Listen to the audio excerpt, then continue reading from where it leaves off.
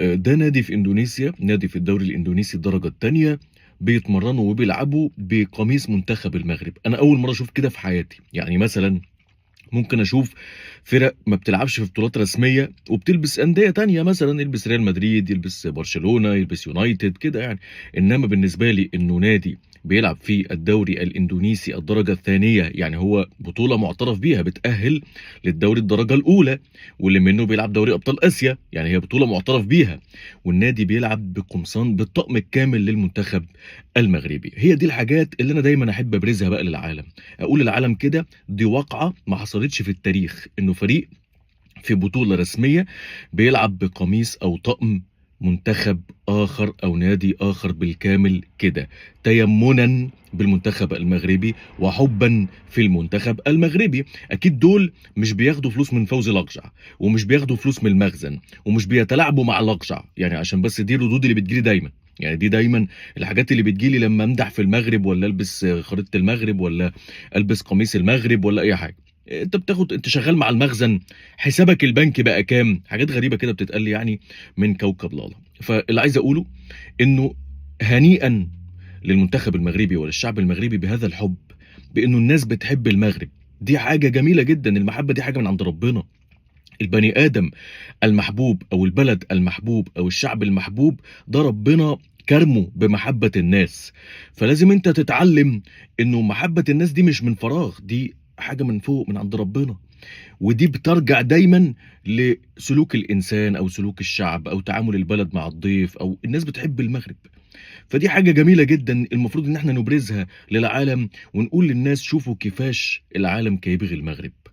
إن الفريق الإندونيسي ده ليه ما لعبش بلبس مثلًا فريق تاني، ليه ما لعبش بلبس الجزائر، ليه ما لعبش بلبس مصر؟ لأ هو الناس بتحب المغرب، منتخب المغرب كمان خاصةً عمل الفترة الأخيرة طفرة جميلة جدًا، و و وحبِّب ولَمّ الناس حواليه والشعوب اتلمِّت حواليه. وأنا مش هانسى منظر الشعب المصري على القهاوي وهُم بيرقصوا ويطبّلوا خلال أهداف المغرب، بيرقصوا، الناس الغلابة البسيطة اللي عندنا في مصر بترقص، ودي حاجة جميلة جدًا، فرحةً بالمنتخب المغربي. فاتعلّم شوف المغربي ليه محبوب وأنت اعمل زيه، حاول إنك تطوّر من نَفْسك، حاول تخلّي الناس تحبك، ما تخلّيش دايمًا ما تبقاش دايمًا كده كاره إن حد يحب حد وتطلع تقول له أنت بتعمل كده ليه، وأنت بتاخد فلوس من المخزن، وأنت متلاعب مع مين، وأنت المخزن بيعمل إيه أنا لحد النهارده الفنان المصري الوحيد أنا أنتم عارفين أنا باغني وبامثل، الفنان المصري الوحيد اللي ما حضرش مهرجانات في المغرب، ما اتعرضش عليه أي مهرجانات في المغرب.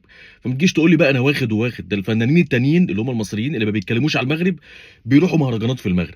أنا ما حدش بيجيبني في مهرجانات، ورغم كده حبي يكمن بداخلي للمملكة المغربية، وأصحابي المقربين عارفين إني عمري ما رُحت قُلت أنا عايز أطلع في مهرجان، أكيد أتمنى، ولكن طالما ما حدش جابني وبيجيبوا ممثلين وفنانين مصريين تانيين حاجة ترجع للناس، ولكن ده ما يقللش من حُبّي للمغرب ولا يفرق في حُبّي للمغرب. لإن أنا لو راجل باعتمد على حاجة باخدها من المغاربة، كنت لمّا المغرب ما جابنيش في مهرجانات كنت تراجعت عن اللي أنا باعمله. إنما أنا مستمر بقى لي سنين، وواثق تمام الثقة إن كل اللي أنا سعيت له هو حُب المغاربة ليّا، وهو موجود الحمد لله في قلوب المغاربة، وده كفاية عندي. فنشوف إزاي الناس بتحب المغرب ونتعلم منهم، ولنا الله في كوكب لالا. المغربي هذا فظيع. البسطيلة والطواجين هذه كارثة. البسطيلة بالحوت هاي كارثة هذه.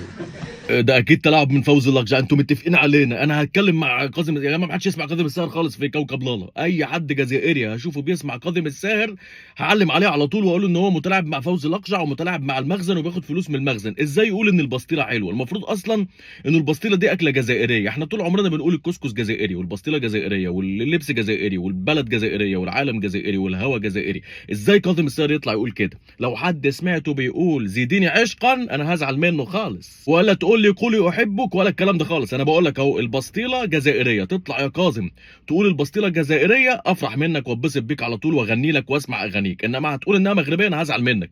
العالم كله بيحب الأكلات المغربية والمطبخ المغربي مش متفوق من فراغ. أنا لمّا باروح المغرب بامشي ألِف كده على أكلة أنتم عارفينها كويس، أنا البصارة واللي هي قضبان اللحم باعشقها والله، كلتها في أسبانيا كمان، يعني دوّرت في أسبانيا ماشي كده في الشارع، سمعت حد بيقول يا سُكَينة، قُلت بس ما فيش أسباني اسمه سُكَينة، ندهت عليها قلت لها حضرتك هنا بتعملي اكلات مغربيه في المطعم ده؟ قالت لي ايوه. قلت لها انا عايز بصاره بقضبان اللحم، موجوده؟ قالت لي اه. دخلت كلت. يعني انا بصراحه باحب الأكل المغربي جدًا، وأصحابي المغاربة عارفين ده كويس، وكل ما باروح طنجة باطلب البصارة يعني. والمرّة اللي فاتت كلت عند أخويا حاتم المربّط الرفيصة، وكلت رفيصة بالحرشة، وكلت الكسكس طبعًا عند أخويا محمود. يعني الحمد لله الأكلات المغربية عندي جميلة جدًا وباحبها جدًا، بس مش أنا لوحدي، العالم كله بيحب الأكلات المغربية، وأكيد ده مش تلاعب من فوزي الأقجع، يعني أكيد المغاربة محبوبين لسببٍ ما. أكلهم محبوب لسببٍ ما، لازم أنت تعرف هم محبوبين ليه وأكلهم محبوب ليه، وتبطّل تقول على أكلهم إن هو بتاعك وديالك، هات شي غريب، يعني ما كاينش في العالم هات شي إلا تجاه المغاربة. ودايمًا أي حد يقول كلمتين حلوين على المغرب يبقى متلاعب، ويبقى بياخد مش عارف إيه. وبعدين حاجة باستغربها جدًا، التعليقات اللي بتيجي لي على إنستجرام وفيسبوك، بن سديرة لمّا قالوا إنه مش هنقبل يبقى في سياحة في الصحراء المغربية، فأنا طلعت قُلت له: "أنت مالك؟ يعني إيه أنت تقبل وما تقبلش؟ أنت مين عشان تقبل يبقى في سياحة في المغرب أو أنت مين؟ يعني أنت مالك؟" بيدخلوا في التعليقات بتوع كوكب لالا يقولوا لي: "أنت واش دخلك؟" هتجننوني يا جماعة. يا جماعة أنا باعلّق على اللي هو قاله، هو إيه دخّله في السياحة في المغرب؟ إيه علاقته بالسياحة في المغرب يا جماعة؟ حد يقول لي، يعني يمكن أنا مجنون، ما علاقة بن سديرة أو غيره من الجزائر بالسياحة في الصحراء المغربية؟ مين اللي ادّى له الحق يطلع يقول أنا مش عاجبني ده؟ طب أنا كمان هارُد عليه، اشمعنى أنا واش دخّلني وهو يتدخّل؟ أنا مش قادر أفهم بصراحة. لنا الله في كوكب لالا، وتحياتي للفنان العراقي كاظم الساهر. والمغرب محبوب في كل حاجة، والشعب المغربي محبوب، والأكلات المغربية محبوبة، وأنا خاصةً كنبغي المغرب بالزاف. طيب ده تعليق جالي يا جماعة على إنستجرام، تعليق غريب جدًا، يعني أنا بارُد على بن سديرة صحفي جزائري إنه طلع قال إنه نحن لا نقبل بإنه يبقى في سياحة في مدينة الداخلة بالصحراء المغربية.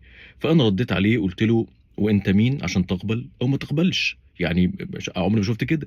فقُلت إني عمري ما شُفت حد يطلع يقول على بلد تاني إحنا مش عايزين سياحة في البلد التاني ده، ما شُفتهاش في حياتي.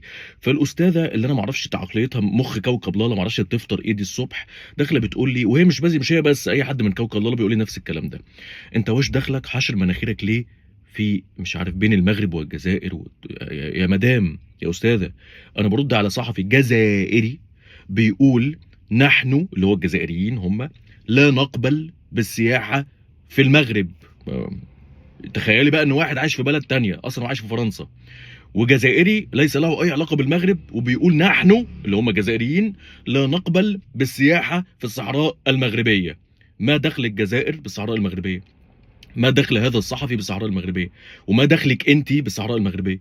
والّا هو أنتم اللي يتكلم سلبي على المغرب يبقى حبيبكم وجميل، واللي يرد ويدافع أو يتكلم كويس على المغرب يبقى وِحِش وهو ماله؟ وإيه اللي دخّله بين الجزائر والمغرب؟ طب وحضرتِك إيه اللي دخّلِك بين المغرب والمغرب؟